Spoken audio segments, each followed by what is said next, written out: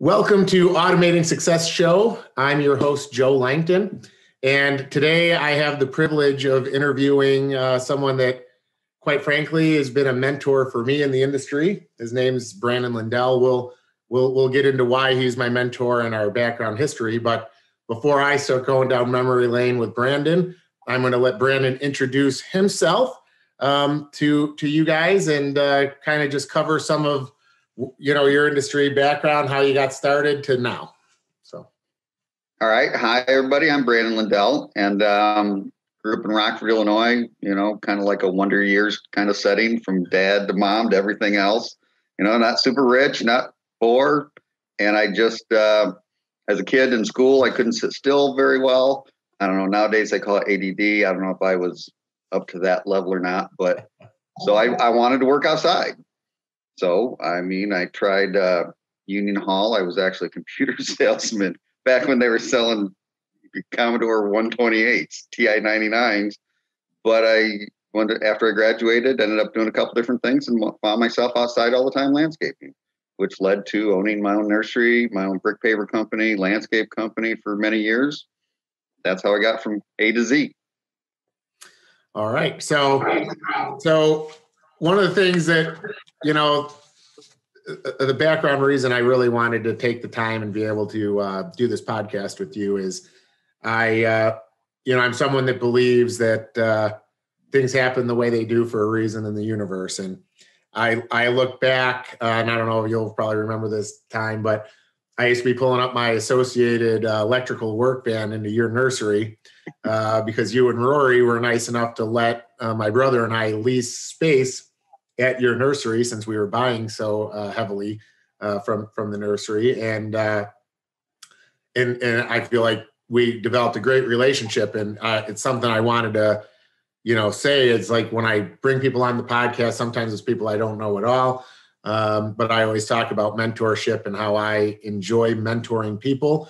And honestly, you were one of my mentors. I look back on the days of us driving through your nursery and you explaining what this tree was and this one. And I always forget the name, but like, what was your favorite tree that you had at the nursery? It was one of those favorite trees.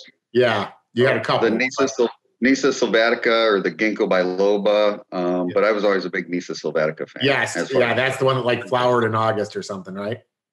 Well, that one actually doesn't flower, but it's got great fall burgundy color. So there was one that flowers in August that you always showed me. Heptacodium. Yeah, there you go. The seventh sunflower. Yes. That's it. Yep. I didn't know there was going to be a test, Joe. I would have studied. Well, I like to kind of put people on the spot. It makes for good viewing and listening, But so anyways, so just for the people listening, I'm trying to be that mentor for robotics and automation in our industry. But, it was people like you that took the time to show me the ropes when I went to school for small circuitry and analysis. And, if you needed wiring done at your nursery, I could have done it in my sleep. But I didn't know my trees. I didn't go to college to learn those things. You knew those things. And you took the time to show me how to do those things with one thing in mind. It was the reality that I was going to buy those same plants you were showing me, Well, yeah. And I kind of like you, but you have to imagine Joe would show up and, I'm 5'10", 180, 175, Joe's 6'4", 6'3", something like that. 6'4". Yeah. So, and you just show up and, hey, you want to drive around the farm? You want to drive around the nursery? What's that tree? What's this tree? When is that flower? And no, it was a good time. I enjoy teaching also. And that's the thing is the older I've gotten, the more I've learned. I really enjoy teaching people stuff. And that goes from, I've worked several different landscape companies in the past few years. And they're like, well, I'm showing them how to lay pavers or how to drain the fuel filter on a Bobcat or skid steer. It's not running right. And they just look at me and they're like, what don't you know? My ex-wife now, she used to call me the jackass of all trades. No, I know just enough about welding, carpentry, electrical, plants, machinery, just enough everything to mess it up. Yeah. Actually fairly well. I'm good. I'm not great at anything. I'm good at a lot of things. Yeah. Well, I don't think you're the jackass of anything you do, but I guess that's why she's your ex-wife, So so tell us, tell me more. You kind of started to say where you grew up. You weren't rich, you weren't poor, but I feel like we've all kind of gotten to the point we are in the industries we're in for unique reasons, and I always like to kind of get a little deeper in to not just talk about someone's professional life, but to talk about, who they were growing up, so did you play any sports? Like what were the things that you did as a kid and that kind of, or saw as a child that kind of, you think molded you into the guy sitting in front of my screen today? You know what? I didn't play sports for any teams or whatever. That was kind of, we lived out in the country, and it was just not that I didn't want to. I just never had the opportunity. I ended up at some point in my early teens doing jiu-jitsu for many years. And that was fun. But I mean, I had a small group of friends, and we were like the Bruce Springsteen white t-shirt and, faded jeans kind of guys running around, which led to, and part of what molded me and maybe gave me a little bit of drive is I was in a brutal car wreck at 16 years old. Hit head on, and I was driving the 68 Cutlass convertible, big chunk of steel, full-size Ford Bronco head on, crossed the double yellow line at, midnight, and put me in traction for a month in the hospital.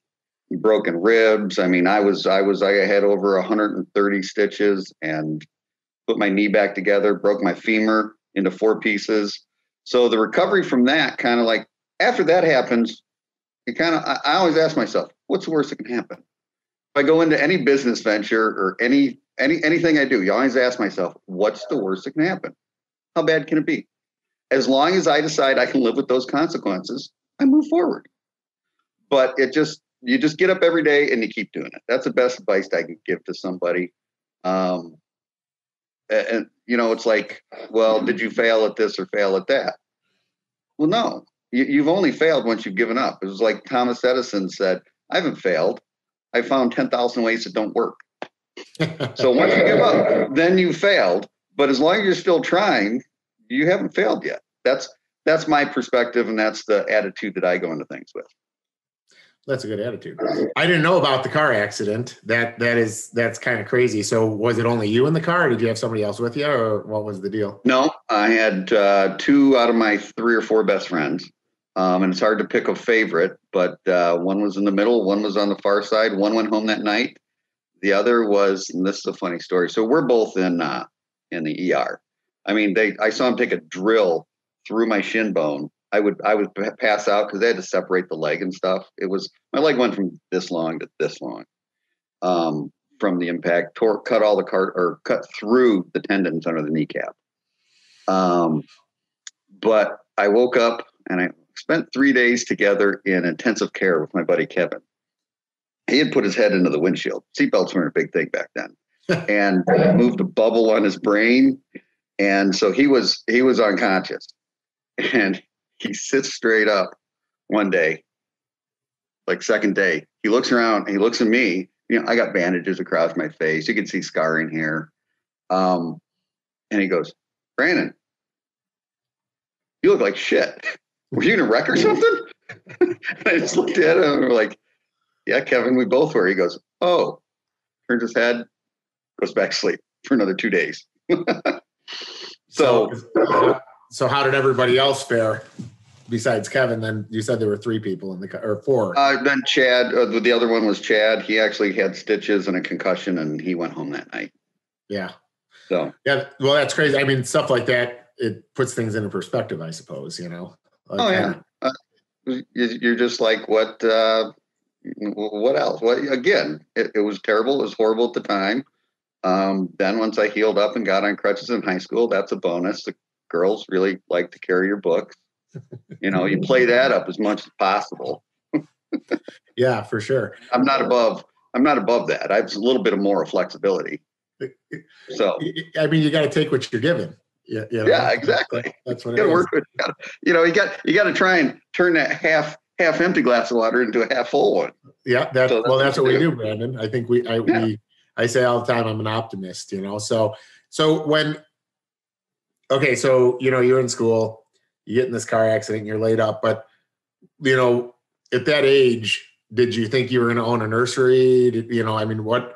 What did you aspire to be at that age? At that age, I had no idea. And actually, I thought about the military, Air Force, flying. After high school, I did go, because after that damage, there was no way I could join the Air Force, or any branch of the military. So I ended up going to Spartan School of Aeronautics for a little while. Some stuff transpired where I ended up coming back to help my sister out. She's a couple years younger than me. And while I was doing that, I ended up working landscaping. That was what was available. I went through Manpower, and there were a couple different jobs that I did, and I just liked being outside. So there was really no intention. I really didn't have, again, I'm not good at sitting in school for 8 hours a day. Mm-hmm. Even today, I'm at my desk. I can sit for like 30 minutes, and then I get up and I walk around and I think, and I make my phone calls on the phone, and I sit back down, but I can't just sit for 8 hours straight.